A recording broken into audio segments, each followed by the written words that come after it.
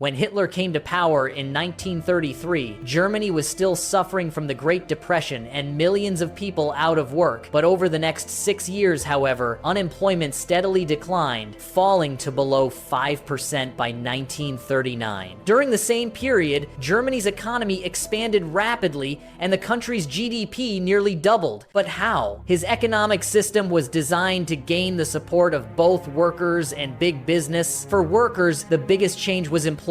Massive public investment projects created millions of jobs. At the same time, inflation remained relatively low and the value of the currency was largely preserved. And he did that using a brutal method. Hitler believed that inflation wasn't caused by increased government spending, but by people raising the prices of goods. That's why those who increased prices were sent to concentration camps, and this was how the problem was solved. After taking power, the Nazi government dramatically increased spending. Massive highways, weapons factories, and military expansion created millions of jobs. Normally, that kind of spending would fuel inflation, but prices didn't explode because of strict government control. But on the other side, independent labor unions were abolished, strikes were banned, and wages were tightly controlled. Real wages did not increase significantly. In fact, hourly real wages remained largely suppressed. However, because workers spent more hours on the job, their weekly income increased, and most importantly,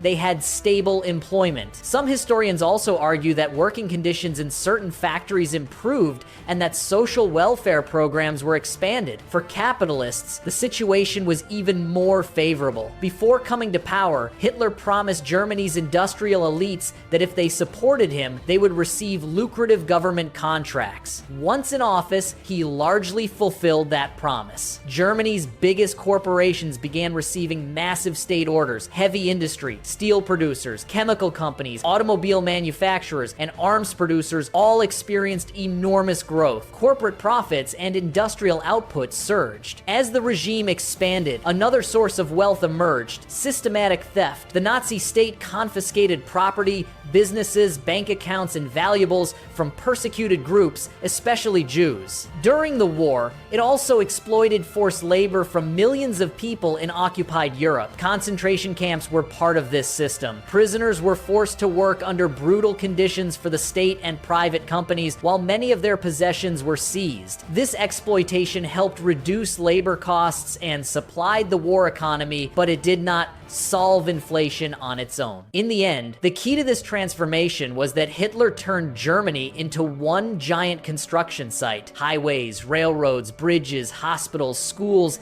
and countless public buildings were built across the country. These projects directly employed hundreds of thousands of workers, while also boosting industries that supplied construction materials and equipment. But behind these investments was a much larger objective: preparing Germany for war. From the moment he took power, Hitler launched a massive rearmament program. The government poured huge amounts of money into tanks, aircraft, warships, artillery, and ammunition. This military buildup stimulated almost every sector of the economy. While the system produced impressive short-term results, it was not sustainable in the long run, and ultimately helped pave the way for the most destructive war in European history.